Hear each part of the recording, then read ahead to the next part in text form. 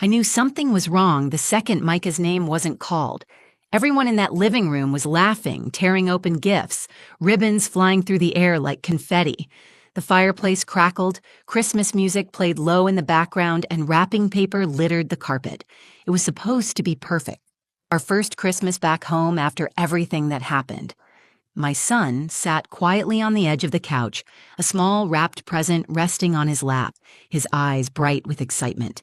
He waited patiently, smiling at every gift passed around, waiting for his turn, but it never came. I watched as Uncle Darren handed out heavy, shiny boxes to my cousins. Brielle squealed opening her new designer handbag, holding it up like a trophy. Uncle Darren roared with laughter when my brother got some expensive fishing gear. Every person had something in their hands, except for Micah. And then, loud enough for everyone to hear, Uncle Darren chuckled and said, "Kids like him shouldn't expect anything. Life's hard. Better he learns it now." My breath caught in my throat. I felt my face burn with embarrassment and fury all at once. Before I could find my voice, Brielle, my cousin, who had never worked a day in her life, leaned toward her boyfriend and stage whispered, "She's raising a little loser." I stared at them, stunned, as if I'd been slapped. I wanted to grab Micah and run out the front door. I wanted to shout, to fight, to defend him. But when I looked at Micah, my sweet 9-year-old boy, he just smiled. A soft, real smile. Not one born out of shame or anger, but out of something stronger. And then he stood up. He placed his small present carefully on the coffee table, walked to the side of the room where his backpack sat, and unzipped it slowly. Everyone paused, maybe expecting a tantrum or tears or begging. But Micah's voice was calm, steady, almost too grown up for his little frame. "It's okay," he said. "I actually brought a gift for all of you." You could hear a pin drop. This Christmas was supposed to be different. After my divorce earlier that year, after the messy court battles and lonely nights, I had clung to the idea that Christmas would heal the cracks that had formed around our little family. That coming back home to Cedar Hollow, even with its small-town gossip and old wounds, would be a fresh start. Grandma Nina had promised a big family gathering. Grandpa Frank talked about dusting off the old sleds. Uncle Darren even called once to say it would be good to have everyone together again. It gave me hope. Hope that even though Micah and I had less money, less certainty, and less of everything else, we still had family. Micah had been counting down the days, making little gifts for everyone. Hand-drawn bookmarks, decorated candles, small cards with carefully written notes. He used the few dollars he had saved from doing chores to buy yarn and glue sticks. He poured his whole heart into it. That morning, he helped me bake cinnamon rolls. He wore his best sweater, the blue one he picked out himself, with tiny snowflakes stitched along the sleeves. In the car, he kept asking if people would like his gifts. I had assured him, again and again, that love mattered more than price tags. That family loved you because of who you were, not what you gave. But as I stood there now, watching the way Uncle Darren smirked and Cousin Brielle tossed her hair and snickered, I realized how badly I had miscalculated. They didn't see Micah's kindness. They didn't see his quiet strength. They didn't see him at all. They only saw the missing father, the tight budgets, the faded clothes. My parents, Grandma Nina and Grandpa Frank, sat awkwardly on the love seat, avoiding eye contact. I saw the guilt in my mother's eyes, but she said nothing. Maybe she thought silence would keep the peace. Maybe she thought it wasn't her place. I thought about grabbing our coats and leaving right then, but something in me froze. And then Micah, my beautiful, brave boy, lifted his backpack and stepped forward. He didn't cry. He didn't look small or ashamed. He stood tall, backpack dangling from his shoulder as he spoke.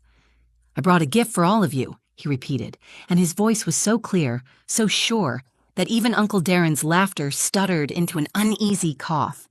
For a moment, nobody moved. Brielle pulled out her phone but didn't unlock it.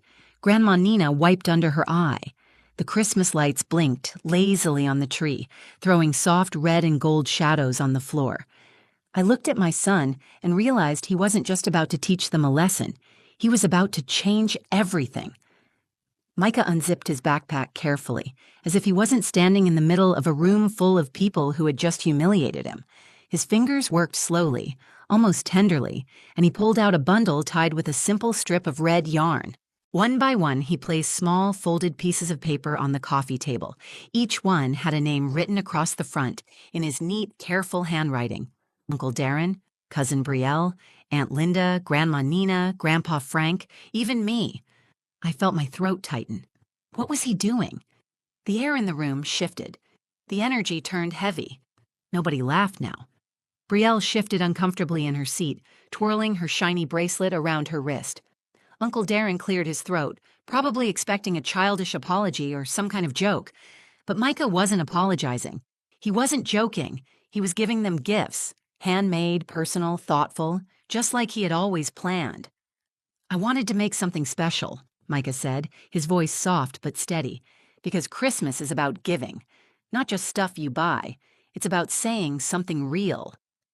For a second, nobody moved. Aunt Linda leaned forward, curious but cautious. Grandpa Frank glanced over at Grandma Nina, who still hadn't wiped the tear trailing down her cheek. Finally, Uncle Darren let out a grunt and reached for the letter with his name on it. He tore the yarn off roughly and unfolded the paper. As he read, the cocky grin slid right off his face. At first I thought maybe Micah had been too harsh, that maybe he had lashed out in anger. But then Uncle Darren's mouth twitched. Not with anger, but with something closer to shame. His fingers trembled slightly as he held the letter. One by one, the others started opening theirs. Brielle ripped hers open with an exaggerated sigh, clearly still thinking this was some childish stunt. I watched her face as she scanned the page. Her smirk faltered, her cheeks darkened, and she clamped her lips together like she was trying to swallow whatever emotion threatened to surface.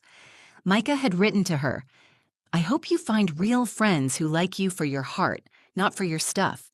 You deserve people who care about you for who you are inside." I almost gasped. It wasn't cruel. It wasn't petty. It was heartbreakingly kind. He wasn't scolding them. He was giving them the one thing they hadn't given him that day: understanding. Uncle Darren's letter said, "Being strong isn't about being tough on others. It's about knowing when to be kind. I hope you remember that because you're strong enough to be nice too." There was no anger, no accusation, just a mirror held gently in front of them, asking them to look closer. I could feel the tension rolling through the room like a heavy fog. Nobody knew what to say. Even Aunt Linda, usually the quiet peacemaker, blinked rapidly, trying to hold back tears as she read her own note.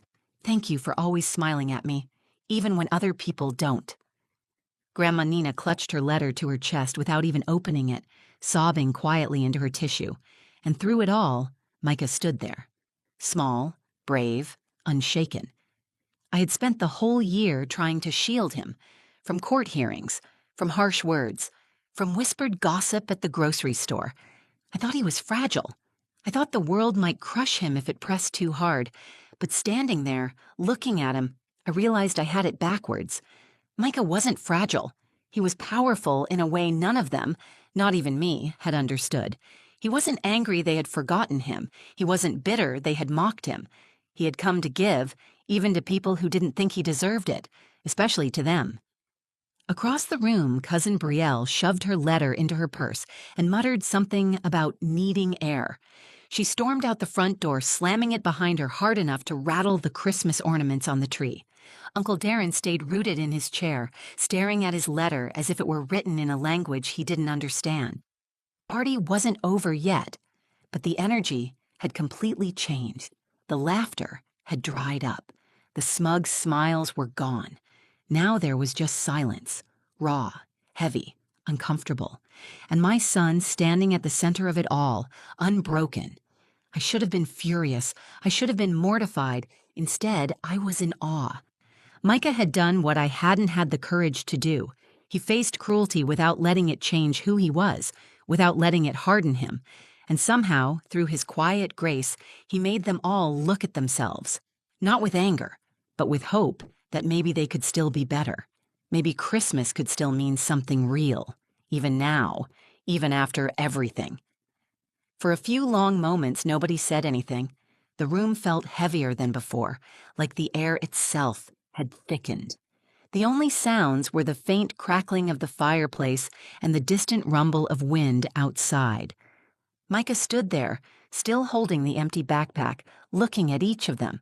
Not with anger, not with sadness, but with a quiet kind of peace, as if he had already forgiven them, as if he hadn't expected anything different.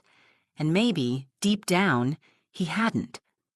I sat frozen, my hands clenched in my lap. Every instinct in me screamed to go to him, to shield him from the awkward silence, from the heavy looks being cast his way. But somehow, I knew this was his moment. He didn't need saving. Not today. Uncle Darren shifted uncomfortably in his armchair, his letter still dangling from his fingers. His booming voice, usually the loudest in any room, had gone completely silent. Cousin Brielle's absence hung over us like a missing piece of a puzzle nobody cared to finish. Aunt Linda stared at the floor, her hands wringing the hem of her sweater. Micah broke the silence first. "I just wanted you to know," he said, his voice soft but sure, "that even if you don't always see me, I see you." He placed his backpack down on the floor gently, as if laying down a heavy burden. "I know it's been hard. I know people get tired. I know not everybody remembers to be nice. But that's okay. I can still be nice. I can still be the kind of person I hope you'll be proud of someday." He looked straight at Uncle Darren when he said it. Not defiantly, but with a sincerity that made my chest ache. There it was. The decision he had made, long before today. Micah had chosen to be better, not because it was easy, not because it was fair, but because he understood something most adults forgot, that being good, truly good, wasn't something you did because people deserved it. It was something you did because that's who you chose to be. I realized then that the real gift he brought wasn't in the letters. It wasn't even in the act of giving them. It was the choice, the conscious, deliberate choice to stay kind when cruelty would have been easier, to be soft when the world had tried to harden him, to love even when he wasn't loved back the way he deserved. I blinked fast, trying to clear the tears that blurred my vision. I wasn't going to cry here, not because of them. Micah looked at me then, and I smiled at him, willing every ounce of my pride and love into that one look. He nodded, like he understood everything I couldn't say. Grandma Nina finally moved. She reached out and took Micah's hand in hers, squeezing it so tightly her knuckles turned white. She pulled him down into a hug, whispering something in his ear that made him smile for real. That big, toothy grin I loved so much. Slowly, as if waking from a long sleep, the others began to shift. Grandpa Frank cleared his throat and got up to refill his coffee, his hands shaking slightly as he poured. Aunt Linda wiped at her eyes and crossed the room to sit next to me, laying a trembling hand on my shoulder. She didn't say anything. She didn't have to. The apology was in the gesture. Uncle Darren remained seated, staring at the fireplace, lost in thought. I saw something flicker across his face. Regret, maybe, or something close to it. I didn't know if he would ever say the words Micah deserved to hear. Some people never do, but that wasn't the point. Micah hadn't given his gifts expecting anything in return. He had given them because that's who he was, because that's who I had raised him to be. The party didn't exactly recover after that. The laughter never returned. The pile of shredded wrapping paper sat forgotten in the corner. The Christmas songs seemed too loud now, almost intrusive. But somehow, in the heavy, awkward silence that followed, something shifted. Not dramatically, not with any grand declarations, but small things, softer voices, lingering glances, quieter moments of reflection. Micah had planted a seed in that room, one made of honesty, of kindness, of unshakable strength. Whether it grew or not was up to them, but he had done his part. And as I watched him settle back on the couch, sipping hot cocoa Grandma Nina handed him with shaking hands, I realized something else. I didn't need their approval, neither did Micah. We had each other, and we had something stronger than their judgments. We had heart, we had hope, and that was more than enough. For a moment, I thought it was over. Micah had given his gifts. The room had gone silent. People shifted uncomfortably, avoided eye contact, sipped drinks they didn't want. I thought that would be it. The night would die quietly, full of words left unsaid and shame no one would admit to. But Micah wasn't finished. As he sipped his cocoa, he reached into the side pocket of his backpack again and pulled out one last envelope. This one wasn't decorated like the others. It was plain, almost stark, with no name written on it. Without a word, he stood up, walked across the living room, and handed it directly to Uncle Darren. The entire room watched. Uncle Darren looked up at him, startled, then slowly took the envelope. His fingers hesitated at the flap, as if sensing something different about this one, something heavier. Micah didn't move. He stood there waiting as Uncle Darren opened it. Inside was a single sheet of paper, handwritten. No decorations, no colored pencils, just black ink on white. Uncle Darren's lips moved slightly as he read. His face, usually so hard and unreadable, slowly crumpled in on itself. He exhaled sharply, almost a grunt, and his shoulders sagged forward as if someone had pressed a heavy hand against his back. The letter said, "I forgive you. Not because you said sorry, but because I don't want to carry anger inside of me anymore. Merry Christmas." The room held its breath. For a long time, Uncle Darren didn't say anything. He just stared at the letter, reading it again, then again, as if trying to find some hidden loophole in the words, something that would let him escape the weight of what he'd just been given. But there wasn't one. Micah had done the one thing no adult in that room had managed to do. He forgave without condition. He offered freedom, even to the ones who hadn't earned it. And that broke something inside Uncle Darren. He stood up slowly, the letter trembling in his hand. His face was red, his eyes wet. Without looking at anyone, he shuffled toward the front door, boots scuffing the carpet. He paused with his hand on the doorknob. He started, then stopped. His voice cracked, rough and unfamiliar, like it hadn't been used for anything soft in years. He turned slightly, just enough to glance at Micah. "I'm sorry," he said, the words stiff and broken but real. Micah nodded once, still calm, still steady. Uncle Darren pulled the door open and stepped outside into the freezing night. The door clicked shut behind him, leaving only the whistling wind in his place. Inside, the rest of us sat stunned. I felt a lump form in my throat that I couldn't swallow down. I wasn't sure if it was from relief or sadness or something deeper, a kind of awe I didn't know how to name. Micah climbed back onto the couch, wrapped his small hands around his cocoa, and took another careful sip, like it was just another normal Christmas night. But it wasn't. Something real had happened here. Something bigger than anger or pride, or even hurt feelings. Micah had ended the party. Not by throwing a tantrum, not by storming out or screaming or demanding fairness. He had ended it by giving something no wrapped gift could ever match, real, unconditional forgiveness. And in doing that, he forced everyone in that room to see themselves for who they really were and who they still had the chance to become. For the first time in years, I didn't feel small under their judgment. I didn't feel like I had to shrink myself or my son to fit into their broken mold of what family was supposed to look like. Micah had cracked their perfect, polished image of themselves wide open and laid something real at their feet, and they had no idea how to handle it. As the minutes passed, conversation started again, but it was different now. Softer, slower. People talked in low voices without the usual bragging or snark.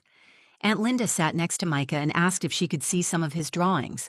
Grandma Nina busied herself bringing out more hot cocoa and quietly added extra marshmallows to Micah's cup. Grandpa Frank gave me a look, half apology, half pride, and I nodded, accepting it for what it was. The magic of the night wasn't in the decorations or the food or the gifts piled under the tree. It was in the bravery of a 9-year-old boy who showed a room full of grown-ups what real strength looked like. Not the strength to fight, the strength to forgive. And as I watched my son that night, his little feet swinging above the floor, cocoa mustache on his upper lip, I realized something I would carry with me forever. Micah hadn't just changed the party. He had changed me too. The next morning, the world outside was blanketed in snow. The tree branches hung heavy under fresh white layers, the roads were quiet, and everything seemed softer somehow, like the anger and bitterness from the night before had been buried under the storm. Micah and I sat at the kitchen table, eating cinnamon rolls warmed up from yesterday. He chatted about simple things, how much snow would fall, whether school would be canceled, if the sleds in Grandma's garage still worked. It was as if nothing unusual had happened, but something had. I looked at him across the table, my heart fuller than it had been in a long time. This boy, my boy, had changed the entire course of our lives with nothing but truth, kindness, forgiveness. Later that morning, as we were packing up our things to leave Grandma Nina's house, there was a knock at the door. Aunt Linda stood there holding 2 small wrapped boxes, her eyes red but smiling. "These are for Micah," she said quietly. "They're just little things, but he deserves to be celebrated." Micah beamed, not because of the gifts themselves, but because someone had seen him, really seen him. Inside the packages were simple things: a set of colored pencils, a journal with his initials embossed on the cover. Nothing expensive, nothing flashy, but every bit of it chosen with care. When he opened them, Micah whispered a soft, "Thank you," and Aunt Linda hugged him tight. As we drove away later that afternoon, past the snowbanks and the glittering frozen fields, I realized that not everyone in that house would change. Uncle Darren, stubborn as he was, might carry his guilt quietly and never fully apologize. Brielle probably went back to her world of expensive clothes and shallow friends without thinking twice. Some seeds had been planted, and some had already begun to take root. That's the thing about moments like that. You can't force people to grow. You can't demand that they change. All you can do is offer them the truth wrapped in love and leave them to decide what to do with it. Micah had understood that instinctively, better than most adults ever would. In the days that followed, the texts started coming. A simple Merry Christmas from Uncle Darren, short but more genuine than anything he'd sent in years. A longer message from Aunt Linda, promising to visit us more often, asking if she could bring Micah some art supplies she found on sale. Even Brielle sent a clipped but honest text to me. "Tell Micah I'm sorry. He's cooler than most people I know." I didn't need grand gestures. I didn't need them to fix everything. What mattered was that Micah had left something real behind in that living room, and it was working, even in ways we couldn't fully see yet. In the weeks after Christmas, I noticed something shift in myself too. I stopped apologizing for who we were. I stopped carrying shame for being a single mom. I stopped feeling like we were somehow less than because we didn't have a big house or shiny new gifts to show off. Micah had taught me that kindness was strength, that forgiveness wasn't weakness. It was the strongest thing a person could give. And that real family wasn't measured by blood or presents or appearances. It was measured by how you showed up for each other when it mattered. Micah and I started making our own new traditions after that. Simple things: building the ugliest, most lopsided snowmen in the neighborhood, baking cookies and sneaking extra chocolate chips into every batch, writing letters to people we cared about just because. It wasn't fancy, but it was real, and it was ours.